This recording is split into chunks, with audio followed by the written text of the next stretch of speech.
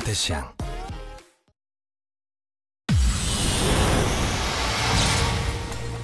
서울 이태원 클럽에 다녀온 사람들 가운데 코로나19 환자가 처음 발생한 지 일주일째입니다.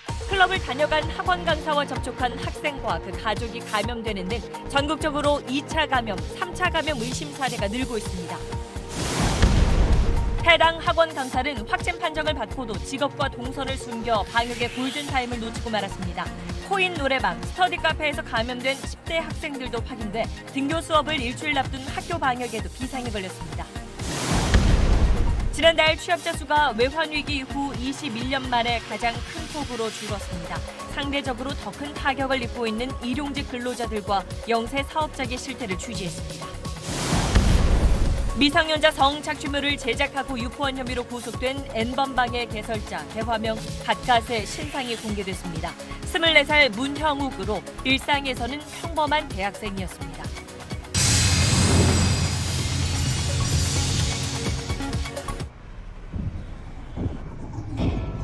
정전에도 문제없이 현재 시각을 알려드립니다.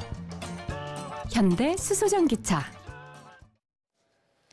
네, 모두가 힘을 합쳐 잘 막아왔던 코로나19가 다시 퍼져나가고 있습니다.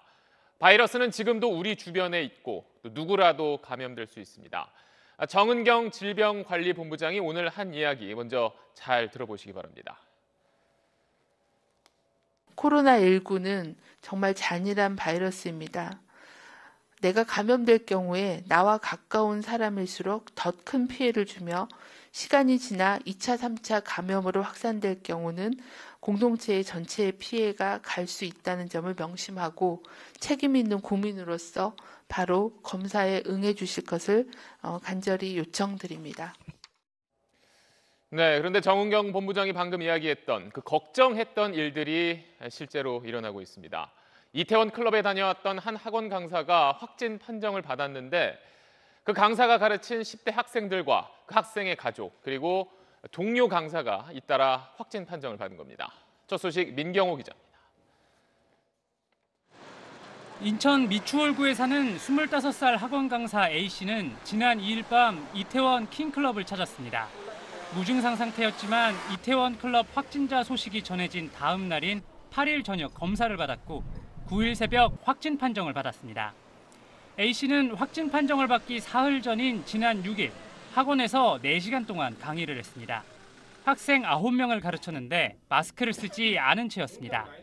보건당국이 수강생 등 A씨 밀접 접촉자 19명을 검사했더니 같은 학원 강사 B씨와 10대 학원 수강생 5명이 코로나 양성 판정을 받았습니다. 이게 다가 아니었습니다. A씨는 7일엔 인천 연수구의 한 가정에서 과외를 했는데 과외를 받은 중학생 남매와 남매 어머니까지 확진 판정을 받았습니다. 이뿐 아니라 이 남매를 가르치는 또 다른 30대 과외교사도 양성 판정을 받았습니다. 3차 감염 의심 사례까지 나온 겁니다. A씨와 함께 다니며 감염된 걸로 추정되는 30대 지인까지 포함해 A씨와 접촉한 11명이 줄줄이 확진 판정을 받았습니다. 인천시는 시내 학원의 운영을 자제해달라는 행정명령을 내렸습니다. 학원 운영을 자제해 주시고 학부모님들께서는 자녀들의 학원 등원에 대하여 일주간 자제를 부탁드립니다. 인천시 교육청은 관내 모든 학원과 교습소 5,500여 곳 종사자들에 대해 이태원과 신촌 일대 방문 여부를 전수조사할 계획입니다. SBS 민경호입니다.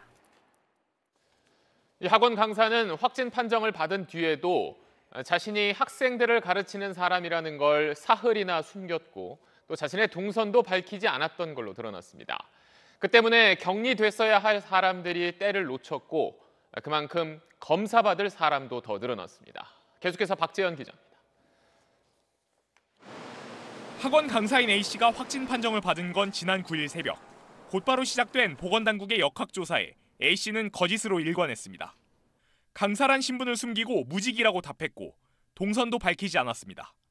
A씨가 동선 진술을 꺼리자 보건당국은 경찰에 위치 정보 요청을 했고 어제 결과를 받아본 뒤 비상이 걸렸습니다. 6일 저녁 6시 귀가했다던 진술과 달리 A씨는 6일 밤 학원에 4시간 머문 걸로 나타난 겁니다. A씨는 뒤늦게 학원 강사란 사실을 밝혔고 클럽을 다녀온 뒤 학원과 가정집에서 과외한 사실을 털어놨습니다. A씨의 거짓말로 조사가 지연되면서 즉각 자가격리 뒤 검사를 받았어야 할 밀접 접촉자 19명은 어제 밤에서야 검사를 받았고 줄줄이 확진 판정을 받은 겁니다. 특히 접촉자들이 A씨 확진 이후에도 학원과 학교, 교회를 자유롭게 방문하면서 지역사회 3차 감염이 우려되는 상황입니다. A씨에게 수업을 받은 확진 학생들이 교회 2곳을 방문했는데 교인 등 지역 주민 1,500여 명이 검사를 받아야 하는 상황이 됐습니다. 그 사람 뭐 실업자라 그랬다며. 실업자가 아니고 학원 강사인데 일주일에 한 번씩 정찰한다고요. 미리 그때 이렇게 막았으면 이렇게까지 피해가 안 될 텐데. 부정확한 진술 등으로 방역 당국의 조치가 적극적으로 취해질 수 없는 사례가 반복된다면 2차, 3차 감염의 확산을 막을 수 없고 인천시는 A씨를 감염병법 위반 혐의로 경찰에 고발하기로 했습니다. SBS 박지현입니다. 인천뿐 아니라 서울에서도 3차 감염이 의심되는 사례가 나왔습니다. 이태원 클럽에 갔었던 사람에게 감염된 확진자가 한 노래방에 갔었는데 그 같은 노래방을 찾았던 10대가 확진 판정을 받은 겁니다. 이어서 김덕현 기자입니다. 출입문이 굳게 닫힌 채 폐쇄를 알리는 안내문이 붙어있고 한쪽에선 방역 작업이 한창입니다. 어제 확진 판정을 받은 도봉구 10대 학생이 들른 독서실입니다. 이 학생은 지난 7일 밤 도봉구의 한 코인 노래방에 들렀는데 지난 9일 확진 판정을 받은 도봉구 20대 남성과 30분가량 동선이 겹친 걸로 확인됐습니다. 이 20대 남성은 이태원 클럽을 방문했던 관악구 확진자와 밀접 접촉한 사람이어서 지역사회 3차 감염이 의심되는 상황입니다. 2차 지역에서 감염된 사례들이 3차 감염을 시킬 가능성은 있다라고 보고 있습니다. 1차 그 클럽 확진자를 빨리 찾고 그들의 접촉자를 자가격리를 해서 특히 10대 확진자는 노래방에 들른 뒤 독서실과 PC방 등을 방문한 걸로 확인돼 추가 감염 우려도 커지고 있습니다. 우려하고 있죠. 전화 되시는 분들은 전화로 독려하고 이제 전화가 안 되시는 분들은 문자도 보내고 계속. 서울의 스터디 카페에서도 이태원 클럽 관련 확진자가 나왔습니다. 충남 공주의 19살 대학 신입생이 지난 8일 서울 강남의 한 스터디 카페에서 과외를 받았는데 과외 강사가 지난 9일 이태원 클럽 확진자로 판정받은 데 이어 이 학생이 오늘 확진 판정을 받은 겁니다. 수업 중 감염이 이루어졌을 것으로 추정되는데 보건당국은 이 학생에 대한 역학조사를 통해 접촉자를 파악하고 있습니다. SBS 김덕현입니다. 네, 시간이 몇 달 전으로 돌아간 것처럼 전국 곳곳에서 확진 환자가 다시 나오고 있습니다. 부산에서는 이태원 클럽에 다녀왔던 확진자의 아버지와 1살짜리 조카가 확진 판정받았습니다. 이 내용은 송성준 기자입니다. 지난 2일 이태원 클럽을 방문한 부산의 20대 남성 A씨는 확진 판정을 받은 11일까지 8일 동안 일상생활을 해왔습니다. 지난 6일엔 설사 증세를 보이기 시작했지만 사흘 동안 직장에 출근하기도 했습니다. 부모 집과 수족관, 식당 등 부산 시내 곳곳을 활보했는데 62살 아버지와 1살 배기 조카가 확진 판정을 받았습니다. 본가에서 누나의 가족들과 부모님과 확진자가 같이 공간에 생활함으로써 가족 간의 감염이 일어난 것으로 파악되고 있습니다. 경남 거제에 사는 A씨의 친구 한 명도 양성 판정을 받았습니다. 두 사람이 다니던 CJ 제1제당 부산 공장과 수자원 공사 거제지사는 시설 일부를 폐쇄했습니다. 부산시가 이태원 클럽을 방문한 부산 확진자의 동선을 조사해 공개하기는 했지만 부실 논란이 일고 있습니다. 경남도는 거제 확진자가 지난 5일 낮 2시부터 6시까지 부산에서 A씨와 만났다고 밝혔지만 부산시는 같은 날 A씨 동선에서 관련 사실을 뺐습니다. 강원도 원주에서도 이태원을 다녀온 10대 대학생이 확진 판정을 받았습니다. 지난 5일 이태원 클럽을 방문한 이 대학생은 10일 두통을 호소해 어제 검사를 받았습니다. 이 대학생은 처음엔 AK백화점 방문 사실 등 일부 동선을 숨겼다가 검사 직후 털어놔 보건당국이 정확한 동선 파악에 나섰습니다. SBS 송성준입니다. 이태원 클럽에서 환자가 나온 지 일주일이 지났습니다. 그 사이 확진 환자는 120명으로 늘어났습니다. 확진자가 주로 남은 클럽이 처음엔 5군데였다가 이후 계속 늘면서 아직 정확한 감염 경로도 파악되지 않고 있고 또 앞서 쭉 리포트 보신 대로 2차 감염 사례들이 확인되면서 이태원 클럽에 가지 않았는데도 감염된 사람이 이제 40명을 넘어섰습니다. 보건당국은 사람들이 숨지 말고 검사를 받을 수 있게 이제 전국 보건소에서 자신의 이름을 말하지 않아도 검사를 받을 수 있도록 했습니다. 자세한 내용 김영래 기자입니다. 서울 이태원 클럽 집단 감염 사태로 용산구 보건소 선별진료소 앞엔 며칠째 긴 줄이 이어지고 있습니다. 이태원 클럽발 집단 감염 확진자가 120명까지 늘어나면서 진단검사를 받으려는 사람들도 큰 폭으로 증가하고 있기 때문입니다. 늘어난 검사 수요에 대응하기 위해 용산구엔 이른바 도보 이동형 선별진료소까지 설치됐습니다. 워킹스루 방식으로 진행되는 만큼 더 간편하고 신속하게 검사를 받으실 수 있고 익명 검사도 가능합니다. 보건당국은 숨은 이태원 클럽 방문자들의 자발적인 진단검사를 독려하기 위해 익명검사를 전국으로 확대했습니다. 서울시의 경우 익명검사 도입 이후 진단검사를 받는 사람의 수가 큰 폭으로 느는 등 효과가 있다고 판단했기 때문입니다. 익명검사는 어제부터 공문은 나가서 오늘부터 보건소에서 익명검사를 전국적으로 시행을 할 계획입니다. 보건당국은 또 검사 대상자들의 사생활 침해 우려를 고려해 동선 공개도 최소화하겠다며 이태원 방문자들은 하루빨리 자발적으로 진단검사에 나서달라고 거듭 촉구했습니다. SBS 김영래입니다. 이런 가운데 서울 홍대 주점에 다녀온 사람들이 잇따라 확진 판정을 받았습니다. 오늘만 4명이 추가돼서 벌써 5명이 확진됐는데 이곳은 이태원만큼이나 젊은 사람들이 많이 가는 곳이어서 또 다른 집단 감염으로 이어지는 건 아닐지 우려가 커지고 있습니다. 손형한 기자가 취재했습니다. 서울 중구에 있는 한 빌딩, 코로나19 확진 환자가 발생해 건물 2층을 폐쇄한다는 게시글이 붙어 있습니다. 폐쇄와 방역이 이뤄진 곳은 180명이 근무하는 콜센터 사업장인데 이곳 업체 직원이 오늘 코로나19 양성 판정을 받았습니다.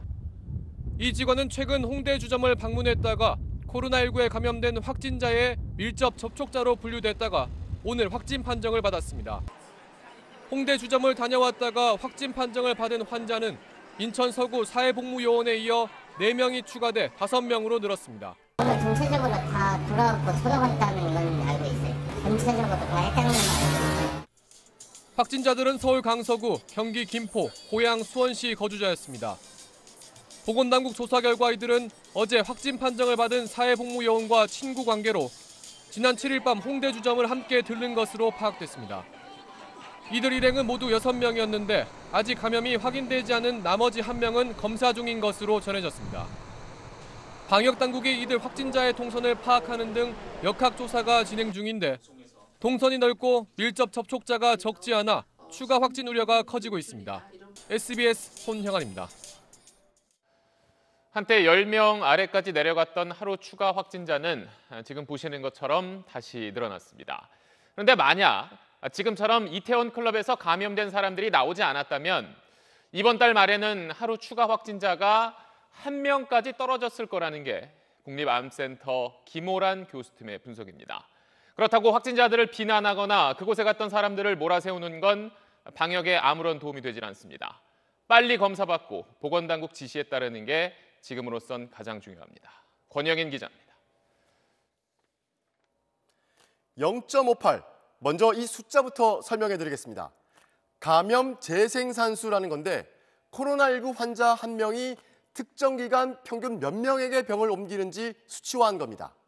재생산수가 1이면 1명이 1명한테 전파한다는 뜻인데 이게 1보다 작으면 환자는 줄어들고 1보다 커지면 환자는 늘어납니다. 이 숫자가 이태원 클럽 집단 감염 직전인 지난달 말엔 0.58까지 떨어졌습니다. 그러나 클럽 감염이 발생한 지난 2일부터 어제까지 평균은 2.58로 크게 뛰었습니다. 이 추세라면 이달 말에는 하루 확진자가 400명이 넘을 수도 있습니다. 물론 우리의 방역 능력을 감안하면 이 수준까지는 나빠지지 않을 가능성이 큽니다. 하지만 중요한 변수가 하나 있습니다. 검사를 제때 받지 않는 사람이 늘어날 경우입니다. 검사 대상자 10명 중 1명이 검사를 받지 않고 2주가 지나면 환자는 30% 더 늘어납니다. 10명 중 3명이 안 받으면 환자는 2배까지 더 늘어날 수 있습니다. 제때 검사하고 격리하는 게 지금으로선 제일 중요하다는 뜻입니다. 국립암센터 김호란 교수팀 집계에 따르면 신규 확진자가 10명 미만이던 지난달 말 수준으로 돌아가려면 아무리 빨라도 한 달 뒤인 6월 중순쯤이 될 거란 전망입니다. SBS 권영인입니다. 자, 젊은 사람들은 코로나19에 감염되더라도 자신이 걸린 걸 모를 정도로 증세가 거의 없거나 가볍습니다. 그런데 그렇게 증세가 없을 때 오히려 다른 사람에게 바이러스를 더 많이 옮길 수 있다는 연구 결과가 나왔습니다. 이 내용은 조동찬 의학 전문 기자가 자세히 전하겠습니다. 이태원 집단 감염 120명 중 20대와 30대는 97명입니다. 젊은 층이다 보니 대부분 증세가 가볍고 무증상도 36%나 됩니다.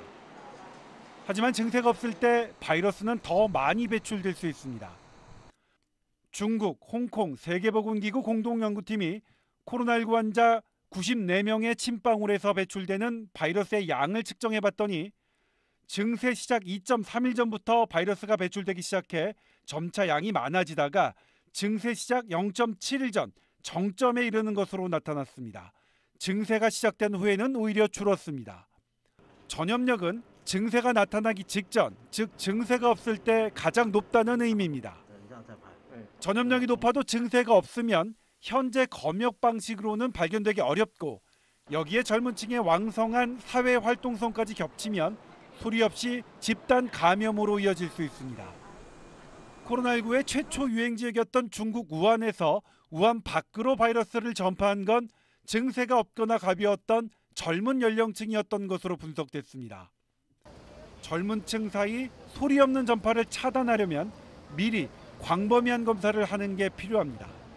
2030 세대가 밀집한 집단시설, 또 감염 시 큰 파급 효과를 낼 수밖에 없는 또 그런 우려가 있는 시설, 집단 등에 대해서는 선제적으로 검사를 실시할 예정입니다. 젊은 층의 무증상 전파는 전체 감염의 44%에서 62%, 절반 정도를 차지하는 것으로 분석됩니다. 코로나19 인명피해를 최소화하려면 부모, 조부모에게 바이러스를 전파하지 않도록 젊은 층의 주의가 필요합니다. SBS 조동찬입니다. 지난달 코로나19에서 완치된 한 유치원 교사가 완치 판정 한 달 만에 재확진됐습니다. 최근에 다시 출근해 돌봄 교실에서 아이들과 함께 지내봤는데 접촉했던 유치원생들에 대해선 검사가 진행되고 있습니다. 한지연 기자입니다. 서울 강남구에 위치한 대왕초등학교 병설 유치원입니다. 이곳에 근무하는 유치원 교사 28살 A씨는 지난달 27일부터 돌봄 교실에 참여해 왔는데 오늘 코로나19 재검사에서 양성 판정을 받았습니다. 아무래도 학부모니까 애들 보내기 불안했는데 좀 괜찮아져서 보냈는데 확진자 나오니까 여러분 불안해. A씨의 접촉자는 40명 정도로 추정되는데 이 가운데 유치원생 24명이 포함된 것으로 확인돼 코로나19 검사를 받고 있습니다. 해당 학교는 방역을 마친 상태입니다. A씨는 구로구 콜센터 관련 확진자인 이모가 사는 은평구에 방문했다 감염돼 지난 3월 12일 확진 판정을 받은 뒤 한 달 뒤인 지난달 12일 완치됐습니다. 이후 교육청 지침에 따라 2주간 추가로 자가격리를 마친 뒤 돌봄 교실에 참여한 것으로 알려졌습니다. 자가격리를 하라는 이런 방침이 있잖아요. 이거 말고 추가로 뭐 있는 건 없나요? 네, 그건 없어요.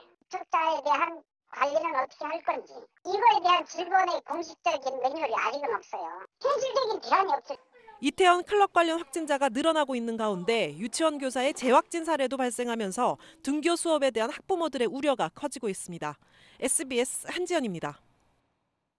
이렇게 불안한 상황이 이어지는 가운데 학생들 등교 시점은 다음 주 수요일 다시 일주일 앞으로 다가왔습니다. 한 고3 학생이 이태원 클럽에 다녀온 걸 비롯해서 다른 학생들 또 교직원들이 이미 감염 위험에 노출된 건 아닌지 우려가 큽니다. 안상우 기자가 학교 방역 상황 취재했습니다.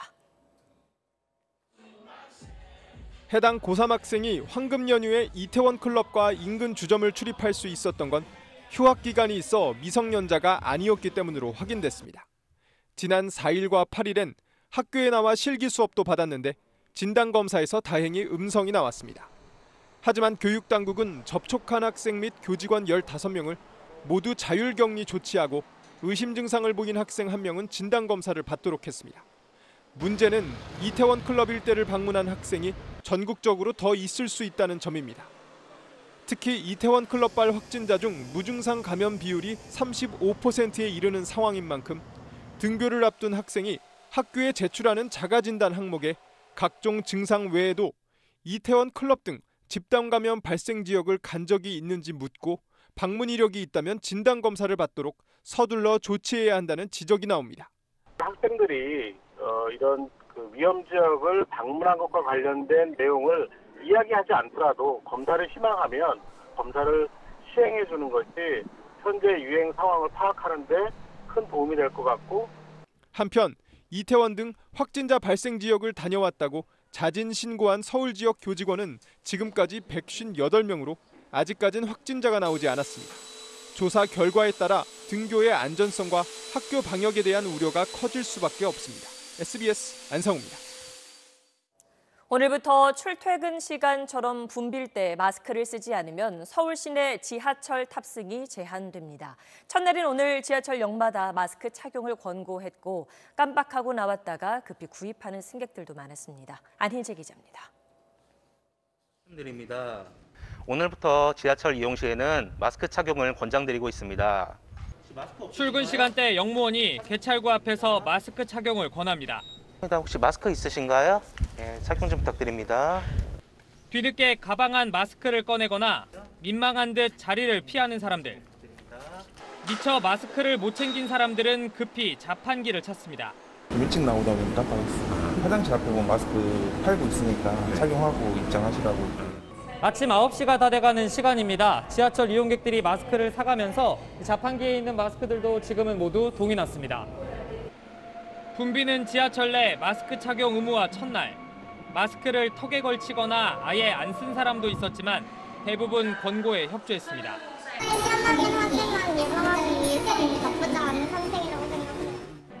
오늘은 마스크를 반드시 써야 하는 혼잡 단계로 예보된 구간은 없었습니다. 하지만 완전히 밀착돼 팔을 겨우 들 만큼 혼잡 수준과 다름없는 장면이 곳곳에서 연출됐습니다. 마스크 착용 의무화에서 빠져있던 9호선도 역무원들이 승객들에게 착용을 권고했고 의무화 동참을 검토하기로 했습니다. 서울시는 매일 저녁 다음 날 마스크 의무 착용 구간을 예고하는데 최소한 출퇴근 시간 마스크 착용이 정착되도록 유도할 계획입니다. SBS 안희재입니다. 코로나19로 인한 일자리 위기는 더욱 심각해지고 있습니다. 불안한 일자리가 곧 생존의 위협일 수밖에 없는 임시직, 일용직 노동자들은 하루 일거리 찾는 게 갈수록 더 어렵다고 말합니다. 건설 현장의 일용직 노동자들을 정성진 기자가 만나봤습니다. 이른 새벽 서울역 인근 작은 인력업체에 오늘도 사람들이 모여듭니다. 10년째 건설 현장 일을 하는 서상덕 씨. 그 어느 해보다 하루 벌어 하루 살아내기가 힘겹습니다. 이 코로나 때문에 이거 지금 일이 이루 말할 수 없이 안 좋아요, 경기가. 이 인력업체에선 평소 7, 80명 정도 오피스텔이나 주택 같은 소규모 건설 현장으로 나갔지만 최근엔 20명 남짓 일거리를 얻을 뿐입니다.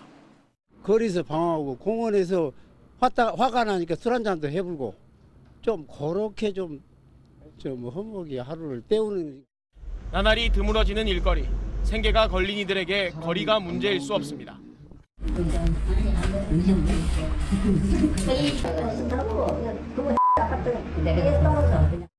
일주일에 하루, 열흘에 하루 일자리를 얻기도 합니다. 그렇게 손에 쥔 돈은 약 10만 원. 거의 한 열흘쯤 된 것 같아요. 어느 정도 받으시나요? 13만 원이니까 10% 뛰니까 11만 7천 원을 수령을 하게 되겠죠. 오전 7시쯤 하루 일 배정이 마무리돼 갑니다. 오늘도 20, 30명은 일감을 구하지 못했습니다. 애기도 있는데 해주는 것도 없이 정보라도 공급이라도 사서 갖다 줘야 되는데. 소규모 건설 현장을 전전하는 이들에게 실업급여나 정부 지원금 같은 사회안전망은 딴 나라 얘기입니다. 소규모 현장이다 보니 고용보험 보장이 안 된 곳이 많고 건설 근로자 공제회의 긴급 생계비 대출도 자격 갖추기가 거의 불가능합니다. 큰 회사 뭐 그런 데 가가지고 이제 일을 하면은 그게 이제 돈이 나온다고 이야기를 들었는데 저희들은 그게 해당이 안 되죠. 일거리를 받지 못해 허탕을 치는 날은 늘어가지만 이들은 내일 새벽에도 다시 나올 수밖에 없습니다. 일이 안 나오면 안 되니까 매일 출근하다시피. SBS 정성진입니다.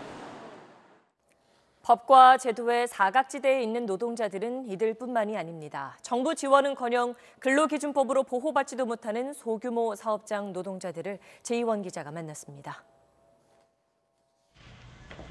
봉제 공장에서 34년째 재봉사로 일하는 이정기 씨. 자투리 일감이라도 겨우 얻어 종일 재봉틀을 돌리지만 수입은 반토막이 났습니다. 그나마 얻는 일감의 단가가 뚝 떨어졌기 때문입니다. 지금 이 신사복 일이 없어가지고 승용업 갔다 일하는데 일이 있으면 뭔 일을 찾아. 직업 속에 다니면서 뭐 있는 일 찾아서 하시는 분들도 있고. 이 씨 같은 소규모 사업장 노동자들에게 각종 정부 지원은 그림의 떡입니다. 대부분 고용보험도 없는 데다 노동자 지위와 소득 감소를 증빙하기란 쉽지 않습니다. 사각지대 말하는데 좀 행정적으로 접근하지 말고 진짜 현실적으로 이분들의 좀 자기가 들어와서 이런 고통을 좀 같이 느껴보고. 소규모 공장이 많은 제화업계도 사정은 마찬가지입니다. 20년에서 50년 경력의 구두 장인들이 배달이나 건설 현장 일자리를 전전하기도 합니다.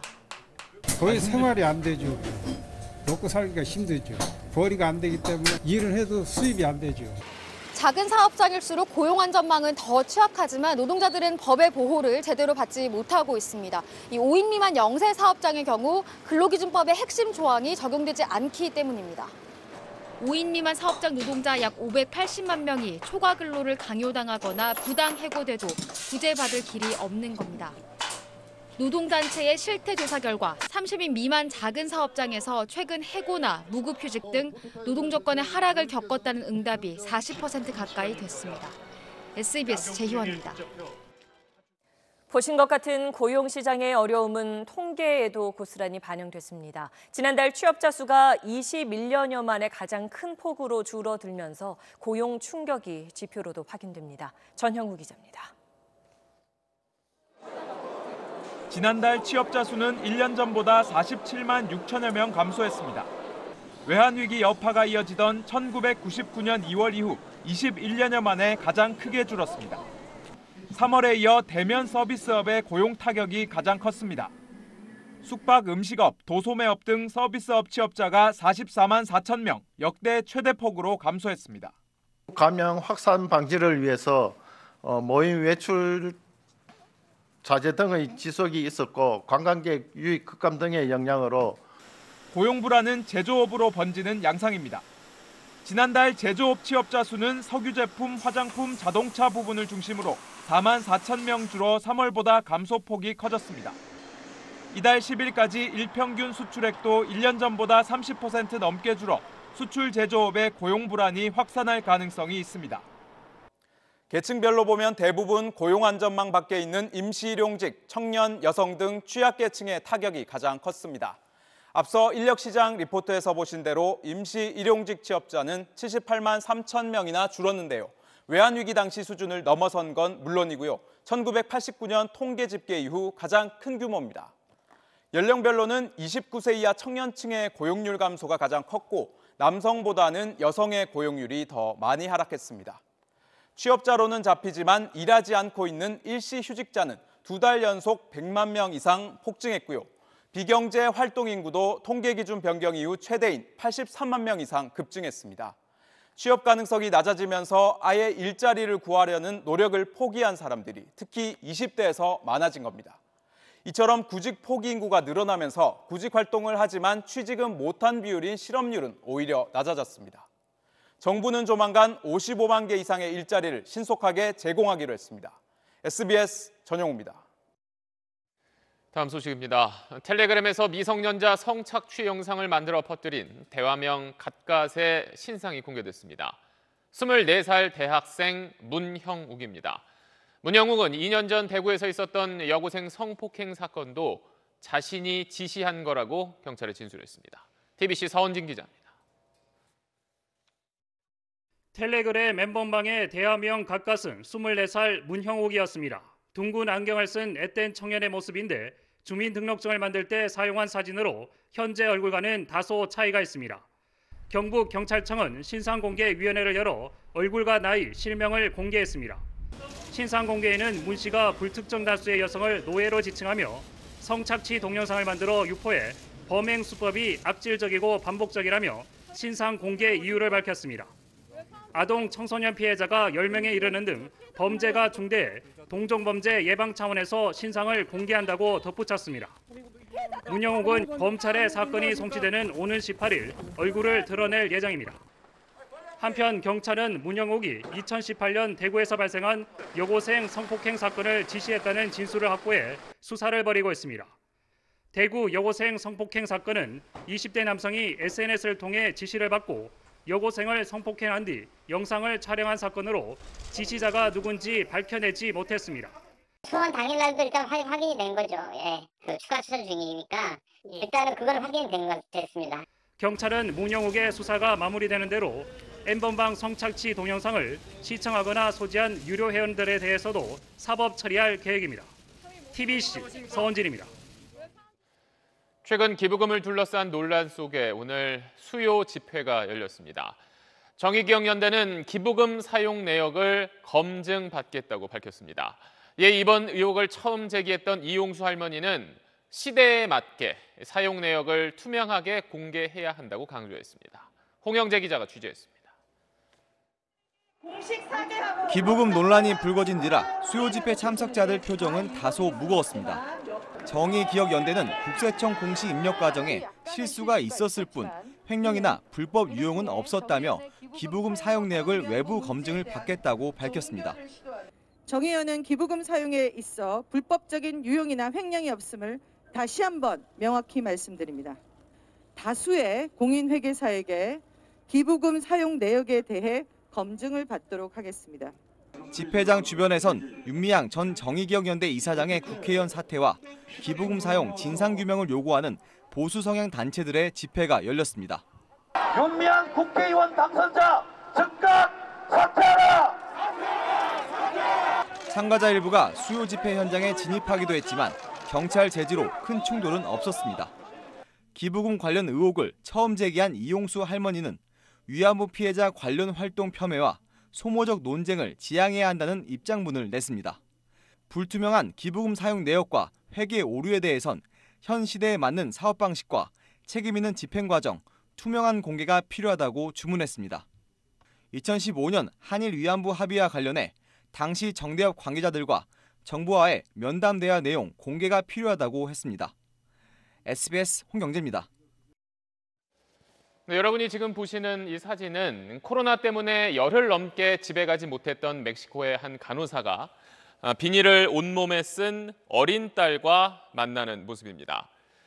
이 장면을 본 많은 사람들이 응원의 메시지를 보냈습니다. 마침 5월 12일 어제가 나이팅게일의 생일을 기념해서 만든 국제 간호사의 날이었는데 코로나와 싸우는 간호사들의 헌신과 희생에 전 세계가 감사의 마음을 전했습니다. 김정기 기자입니다. 간호사 로페 씨가 병원 밖에 서 있는 딸들을 향해 달려갑니다. 동료 간호사가 코로나19에 감염된 뒤 열흘째 스스로 병원 밖으로 나가지 않은 엄마를 만나기 위한 딸들은 머리부터 발끝까지 비닐을 뒤집어 썼습니다. 음성 판정을 받았지만 혹시나 하는 마음에 한 달간 가족을 보지 않겠다고 결심한 엄마는 딸이 건네는 꽃 한 송이와 비닐을 사이에 둔 봉에 눈물을 흘립니다. 이 짧은 영상이 SNS로 퍼지면서 코로나 전쟁의 최일선에 선 간호사의 노고와 희생이 재조명됐습니다. 국제 간호사의 날을 맞아 온라인에서 응원의 메시지가 넘쳤고 세계 곳곳에서 간호사들에게 감사의 마음을 전하는 행사와 이벤트가 이어졌습니다. 프란치스코 교황도 간호사들의 헌신에 경의를 부여했습니다. Alcuni hanno dato la vita. Preghiamo per gli infermieri e le infermiere. 지금까지 전 세계에서 100명 이상의 간호사들이 코로나19 환자를 돌보다 감염돼 목숨을 잃은 것으로 집계됐습니다. 감사함을 전하는 것도 중요하지만 보다 안전하게 헌신할 수 있도록 이들의 근무 환경을 점검하는 건 사회 숙제로 남아 있습니다. SBS 김정기입니다.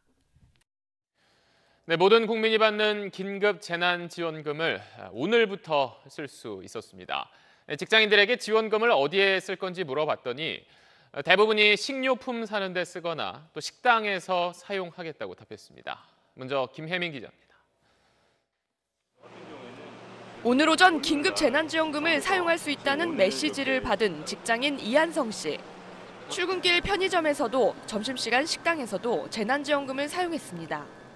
집에 들어가는 길에 집 주변에 이제 전통시장에 가가지고 이렇게 이 카드를 활용해서 식자재를 사서. 가뭄 속 단비 같은 재난지원금 주로 어디에 쓸까요?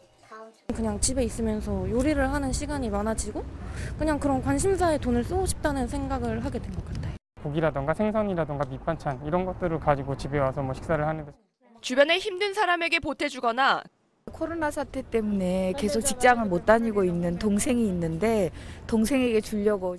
큰 지출이 필요한데도 요긴하게 쓰입니다. 지금 결혼을 앞두고 있어가지고 그 가구거리나 그런 데 가서도 부모님이 이제 60 다 돼 가시기 때문에 병원 갈 일이 많습니다. 가족 단위로 받은 돈인 만큼 어떻게 나눠 쓸지도 중요한 문제입니다. 웬만해서는 와이프 의견을 따라야죠. 저희는 나눠 쓰려고요. 그렇게? 네, 다 의논했어요. 25만 원이요. 직장인 커뮤니티에 조사를 의뢰해 긴급 재난지원금을 어디에 쓸지 물었더니 대부분의 사람들이 식료품을 사거나 또 식당 또는 카페에 사용하겠다고 답했습니다. 반면 기부하겠다는 사람은 매우 적었습니다. 기부처를 알 수 없어 꺼려진다는 답변이 많았습니다. 기부처가 어떻게 됐는지도 사실은 잘 모르겠고 해서 소상공인이나 중소기업들이 좀 더 필요한 돈 쓸 수 있게 저희가 오히려 소비해 주는 게 저는 더 좋다고 생각을 했고요. 일부 정부기관과 기업에선 전 직원 기부의 뜻을 밝히기도 했지만 직장에서 기부를 강요당했다는 응답도 113명, 2.9%나 됐습니다. SBS 김혜민입니다.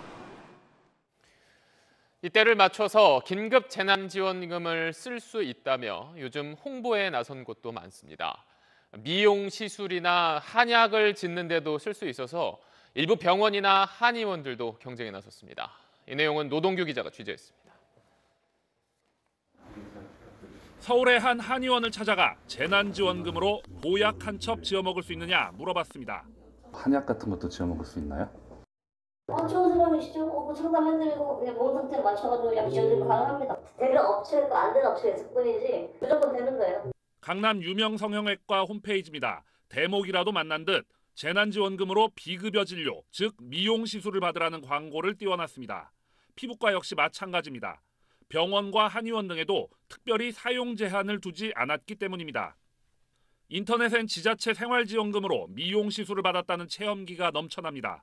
당장 일을 못 나가고 있어서 생활비가 부족한 사람들이 밥 사 먹거나 그런 데 쓰라고 돈인 것 같은데 개인의 선택이겠지만 그런 것까지 허용을 한다면 그건 옳다고 생각을 하지는 않습니다. 정부 재난지원금에 앞서 지자체들이 뿌린 지원금 소비에 재미를 본 편의점 업계도 재난지원금 마케팅에 열을 올리고 있습니다. CU와 GS25 등 편의점 업계는 제로페이와 코나카드 같이 지자체 지원금이 포함된 지역 화폐 매출이 많게는 8배나 뛰었다고 밝혔습니다. 이번 재난지원금 소비도 기대하며 할인과 1+1 판촉에 나섰습니다. 대형마트에서도 소상공인 임대 매장은 재난지원금 사용이 가능한 만큼 각종 할인 행사로 연계 소비 효과를 기대하고 있습니다. SBS 노동규입니다. 6년 전 세월호 참사 당시 청와대가 사고 사실을 알았던 시점이 기존에 알려진 것보다 빠르다는 조사 결과가 나왔습니다. 사회적 참사 특별조사위원회는 청와대가 참사 인지 시점을 조작했다며 관여한 사람들에 대해 수사를 요청했습니다. 한상우 기자입니다. 세월호 참사 석 달 뒤인 2014년 7월 7일 국회 운영위에 나온 김기춘 당시 대통령 비서실장은 이렇게 말합니다. 9시 19분경에 YTN 방송을 보고 최초로 그걸 알았습니다. 사고 당일 9시 19분 뉴스 속보를 보고 참사 사실을 처음 알았다는 겁니다. 이 주장은 그동안 당시 청와대 관계자들 재판에서도 사실로 인정됐습니다. 사회적 참사 특별조사위원회는 오늘 청와대가 처음 사고를 알았던 시점이 9시 19분보다 빠르다고 밝혔습니다. 뉴스 속보가 나왔던 9시 19분 같은 시각 청와대 위기관리센터가 국가안보실 직원 등 153명에게 보낸 문자 메시지를 국가기록원에서 확인한 겁니다.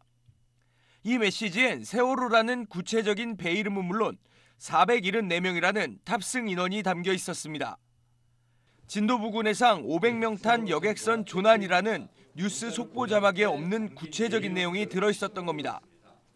당시 위기관리센터 근무자도 세월호 상황을 인지하고 문자를 발송한 것으로 기억한다고 진술했습니다. 9시 19분 이전에 정상 또는 비정상적 경로를 통해 인지했으면서도 이를 인정할 경우 긴박한 상황에서 신속한 대응을 하지 못하였다는 비판이 더욱 거세질 것이라는 점을 우려했거나 사참위는 김기춘 전 대통령 비서실장 등 4명에 대해 허위 공문서 작성 혐의 등으로 검찰에 수사를 요청하기로 했습니다. SBS 한상우입니다. 다음 주가 5.18 민주화 운동 40주년입니다. 끝나가는 20대 국회에선 역사를 왜곡하는 망언들이 잇따르기도 했는데 하지만 망언을 했던 의원들은 국회 차원의 징계는 받지 않은 채 임기를 마치게 됐습니다. 권지훈 기자가 보도합니다. 김진태, 이종명 의원은 지난해 2월 극우 농객 지만원 씨를 초청해 5.18 진상규명 공청회라는 걸 국회의원회관에서 열었습니다. 이 자리에서 이종명, 김술래 의원은 지 씨와 함께 망언을 쏟아냈습니다. 5.18 폭동이라고 했는데 10년, 20년 후에 그게 5.18 민주화 운동으로 변질이 됐습니다. 종북 좌파들이 지금 판을 치면서 5.18 유공자라는 이상한 괴물 집단을 만들어내면서 우리의 세금을 축내고 있습니다. 문제의 공청회 직후 이들 의원 3명에 대한 징계안을 의원 175명이 국회에 냈습니다. 그로부터 1년 3개월이 지났고 20대 국회 임기 종료가 코앞이지만 징계는 사실상 불가능합니다. 의원 징계를 담당하는 유일한 기구인 국회 윤리특위가 존재하지 않기 때문입니다. 지난 2018년 7월 여야 합의로 윤리특위를 상설에서 비상설로 바꾼 뒤 매년 연장을 약속했지만 지난해 6월 말 이후론 여야 대립으로 특위가 연장되지 않은 겁니다. 국회법 46조는 윤리특위 구성을 명시하고 있지만 국회 스스로 무시한 셈입니다. 이런 탓에 5.18 관련 의원 3명의 징계안은 물론 다른 의원들의 징계안 39건도 제대로 된 논의조차 없이 곧 폐기됩니다. 21대 국회에서 윤리특위를 다시 상설화하자는 주장이 제기되고 있지만 비뚤어진 동업자의식으로 징계의 소극적인 국회 풍토가 바뀌지 않는 한 국회의 자정작용은 기대하기 어렵습니다. SBS 권준입니다. 통합당의 위성정당 한국당이 다음 주 전당대회를 추진합니다. 이달 말까지인 당 대표 임기를 연장하려는 걸로 보이는데 통합당과의 합당 대신 독자 교섭단체를 꾸리려는 것 아니냐는 의심이 더 커지고 있습니다. 보도에 김수영 기자입니다. 한국당이 전당대회를 열기로 잠정 결정한 날은 오는 19일입니다. 한국당 당원엔 현 원유철 당대표의 임기가 오는 29일까지로 규정돼 있는데 이를 늘리려는 걸로 보입니다. 한국당 지도부는 통합당과 합당이 늦어지면서 임기 연장이 불가피하다는 입장입니다. 그러나 통합당과 합당을 서두르면 현 대표 임기 안에도 충분히 가능한데 굳이 임기를 21대 국회 시작 이후로 늘리는 건 위성교섭단체를 꾸리려는 정치적 행보 아니냐는 의심을 받습니다. 한 한국당 당선인은 의원 1명을 더 영입해서 독자 교섭단체를 만든 뒤 21대 국회 원구성 협상에 나서자는 의견이 당 내부에 있다고 전했습니다. 실제로 원유철 한국당 대표는 주호영 통합당 원내대표와 통합을 논의하겠다고 말하면서도 연동형 비례대표제 폐기가 선결 과제인 듯 주장하고 있습니다. 연동형 비례제 폐기가 조만간 이뤄지기 어려운 만큼 그런 상황을 독자 노선의 명분으로 삼을 거란 분석입니다. 준연동형 비례제로 국민들에게 혼란을 가중시킨 이 제도의 폐기는 반드시 해야 되고 민주당은 한국당이 제2교섭단체를 만든다면 그건 막장 정치라고 맹비난합니다. 민주당과 시민당은 총선 전 약속대로 오늘 합당 절차를 마무리하고 177석 거대 여당으로 공식 출범했습니다. SBS 김수영입니다. 입주민에게 갑질 피해를 당했다고 호소하며 극단적 선택을 한 고 최희석 씨를 추모하는 단체가 가해자로 지목된 입주민 A씨를 검찰에 고발했습니다. 이들은 A씨가 고인을 여러 차례 폭행하거나 모욕하는 등 범죄의 고의가 명확하다며 처벌을 촉구했습니다. A씨는 이에 대해 지금은 고인의 명복을 빌 뿐이라며 기다리면 진실은 밝혀질 것이라고 주장했습니다.